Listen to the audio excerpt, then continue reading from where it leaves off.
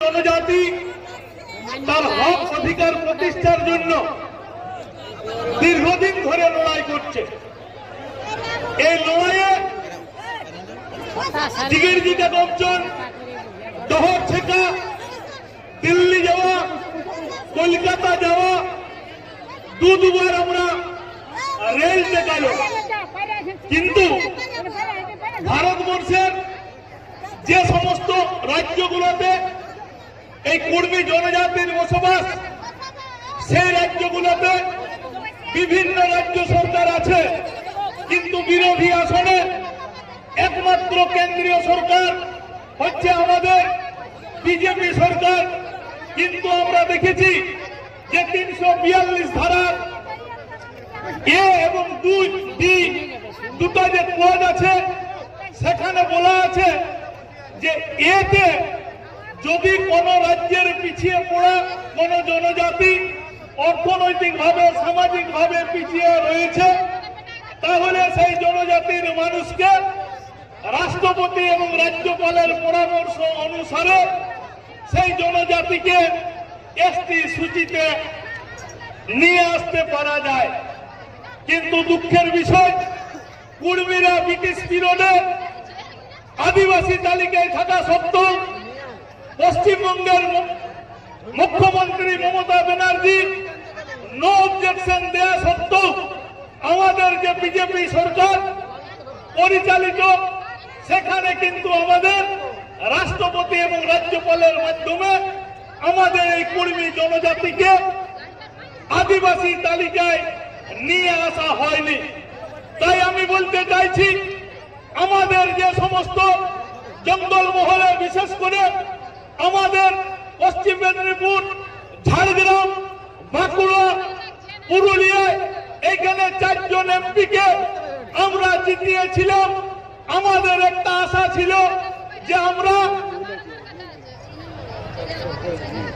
হয়তোবা এই যে প্রথম পদ্ধতি, সেই পদ্ধতিতেই কুর্মী জনজাতি আমাদের এসটি সূচিতে আসবে।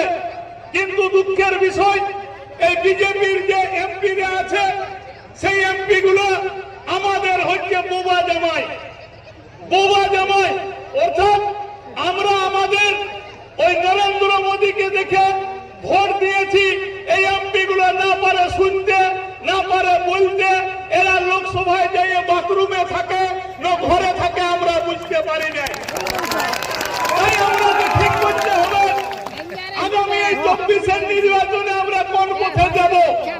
অপরদিকে আমাদের পশ্চিমবঙ্গের মাননীয় মুখ্যমন্ত্রী মমতা ব্যানার্জির যে এমএলএ গুলো আছে, আমাদের কুর্মী এমএলএ, তারা আজকে নবান্নে ব্রিগেডে গিয়ে স্ট্যাটাস দিচ্ছে। কেউ বলছে পুরুলিয়া থেকে 50,000 নিয়ে এসেছি, কেউ বলছে বাঘমুন্ডির থেকে নিয়ে এসেছি। আর আমাদের একজন যুব নেতা আছে, যাকে আমরা নিমন্ত্রণ করেছি, তার কাছে চাটুকারিতাই বড় হয়ে উঠেছে। এই লক্ষ লক্ষ কুর্মীর দাবি তাদের কাছে বড় হয়ে উঠে নাই। তাই দেখতে হবে কুর্মী হলেই সে কুর্মী কিনা, কুর্মী দরদি কিনা, চটি কাটতে ব্যস্ত কিনা, নরেন্দ্র মোদীর সেই বারমুন্ড কাটতে ব্যস্ত কিনা, সেটাও আমাদেরকে দেখতে হবে। তো আমাদের যারা এমএলএ আছেন, বিজেপির যে এমএলএ গুলো আছেন, আমি তো আজ পর্যন্ত ওই বিজেপির এমএলএদেরকে দেখতে পেলাম নাই তারা কুর্মীর জন্য বিধানসভায় একটা কথা বলেছে। কেউ শুনেছেন? কেউ দেখেছেন? তাইলে বিজেপির এমএলএ গুলা বিধানসভায় কি করতে যায়? আমাদের কুর্মীর ভোট কি লেই না এমএলএ গুলো? হ্যাঁ, ভোট দিয়েছেন বিজেপির এমএলএদেরকে। তাইলে বিজেপির এমএলএরা কেন ধর্নায় বসে নাই কুর্মীকে মমতা ব্যানার্জি এসটি করছে নাই বলে? কেন বসে নাই? প্রশ্ন তুলবেন না? তুলবেন নাই? তুলবেন তো? তো আমাদেরকে জবাব দেওয়ার, মুখ্য জবাব দেওয়ার সময় এসেছে যে এই এমএলএ এমপি গুলা কেউ কুর্মীর ভোটে নির্বাচিত হয় নাই, ওরা আমাদের প্রতিনিধিও করে নাই, ওরা দিদির প্রতিনিধি করে, ওরা মোদির প্রতিনিধি করে। তাই আমাদেরকে ঠিক করতে হবে প্রতিনিধি সঠিক নির্বাচন করতে হবে। সঠিক প্রতিনিধি নির্বাচন করবেন তো? সবাই বলুন, করবেন তো? আর আমরা আগামী দিনে আমাদের একটা 20 সেপ্টেম্বর রেল থেকে আন্দোলনের ডাক দিয়েছিল, মনে আছে না? তো সব বেটা ছানাগুলোকে জেলে ঢুকাই দিয়েছিল, জানেন না? হ্যাঁ, আমাদের বয়স্ক আছে 3-4 জন, আমাদের কোন দিকে দেখতে পাচ্ছি না, এই যে পুলিশকে ঠেঙাইতে গেছিল। ঠেঙাইতে পারবে পুলিশকে? তাহলে মিথ্যা মামলা দিয়ে ঢুকাই নিয়েছিল জেলে। কি অজিত বাবুর একটা ভিডিও ক্লিপকে ছোট করে দেখায়, কেমন না ধর্মীয় ভাবাবেগ সৃষ্টি করা হয়েছিল। সেটার মির্জাফর কে ছিল? দেবজিৎ মাহাতো একটা বটে, দেবরাজ মাহাতো। কত বড় মির্জাফর জানেন? কত বড় কুড়মির মির্জাফর বলে জানেন?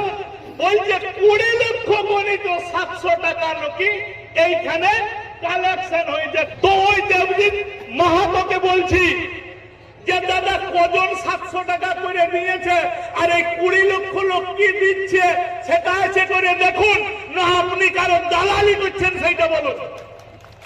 এই দালাল গুলোকে চিনতে হবে। আমরা কে মমতা ব্যানার্জি ডেকেছিল 22 তারিখে নবান্নে।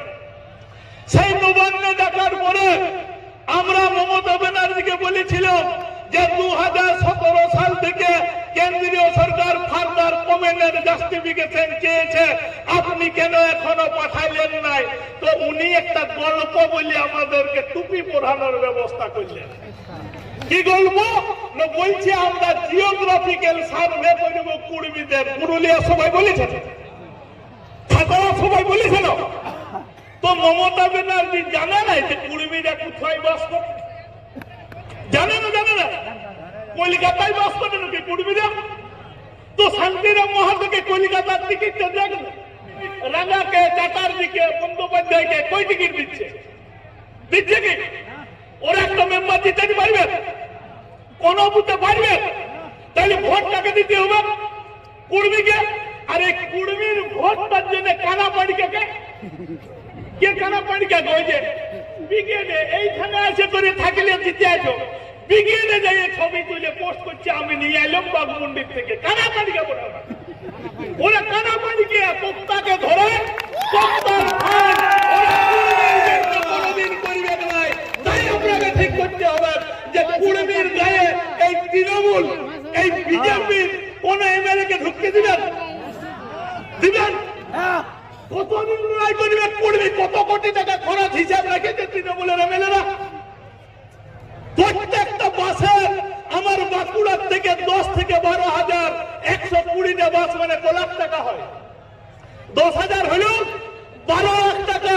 আর আমরা যে 200 প্রতিনিধি আছি তারা 700 টাকা দিয়ে আছি, আছে না? খাচ্ছে। তাইলে 1 টাকা কুড়মিরা খরচ করে ডেলি আন্দোলন করিবে, আর নেতারা এমএলএ হয়ে হস্টেলে থাকিবে, এমপি হয়ে দিল্লিতে থাকিবে, বউ বাচ্চা কাচ্চা নিয়ে ফুর্তি করিবে, আর কুড়মিরা চিরদিন এরকম রোদে সিদ্ধ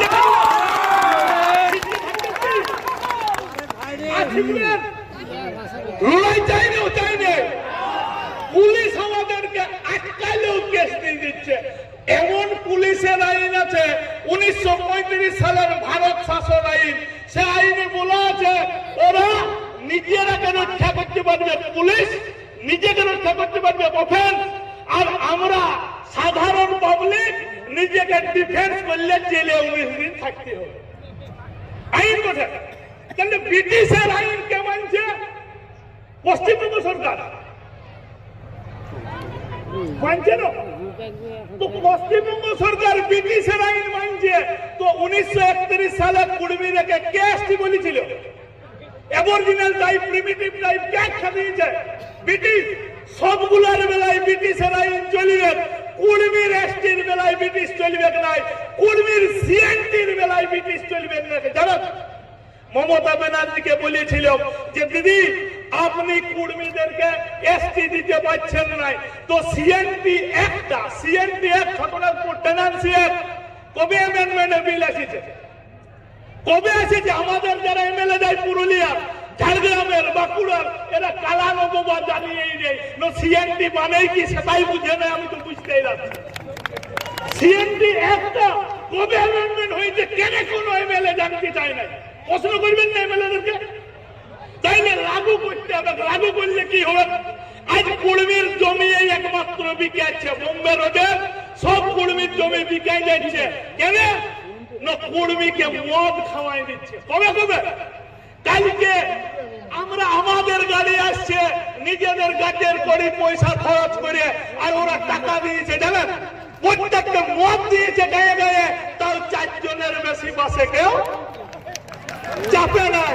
আর এইগুলা বুঝতে পারবেন পারবেন তো আমি শেষ কথা যেটা বলিব যে রেল আন্দোলনের আগে আমাদের সবাইকে খৌড়ায় নিয়েছিল গো, তো আমরা বেটা ছানা বঠলি আমাদের আন্দোলনটাকে ঠুকাম দিতে হয়েছিল। তো এইবারে যদি অজিত বাবু কোনো ডাক দেন, আমি এই মা কাকি জেঠিদেরকে বলিব, মা কাকি জেঠিদেরকে বলিব, ওরা তো গাড়ি ঘোড়া দিয়াও পুলিশ বন্ধ করে দেয়। আমরা স্বাধীন দেশের নাগরিক পরাধীন নাগরিক বটে, গাড়ি ঘোড়া দিয়ে বন্ধ করে না। তো অজিত বাবু যদি রেল টিকার আন্দোলন দেয় গো, মা কাকিরা কোনো গাড়ির ভরসা করবেন নাই, 5 দিন আগে হাঁটতে শুরু করবেন তো বলুন করবেন নাই। আর মহিলাদেরকে থানায় ঢুকাবার মতো পুলিশও নাই আর জেলও নাই, তাইলে এই হুলহুলির টাইমে নতুন জেলখানা করতে হবে ঢুকাতে আপনাদের। তাই বলছি অজিত বাবু যেটা ডাক দিবেন যদি দেন রেল টিকারও, তো সেই রেল টিকায় গাড়ি দিবে নাই পুলিশ। 5 দিন ধরে হাঁটবো আমরা, আমরাও ঠিক করেছি 5 দিন ধরে হাঁটবো, তোদের গাড়ির দরকারে। প্রত্যেকটা মা কাকি যেদিকে বলছি আমাদের জন্য জেল আছে, আপনাদের নাই, অত পুলিশও নাই, মহিলা পুলিশ আর বেটা ছানা পুলিশ নিয়ে যদি অ্যারেস্ট করে আপনাদেরকে, আমরাও দেখে নিব ওই হাইকোর্ট সুপ্রিম কোর্ট, আমরাও জানি, আমরাও জানি।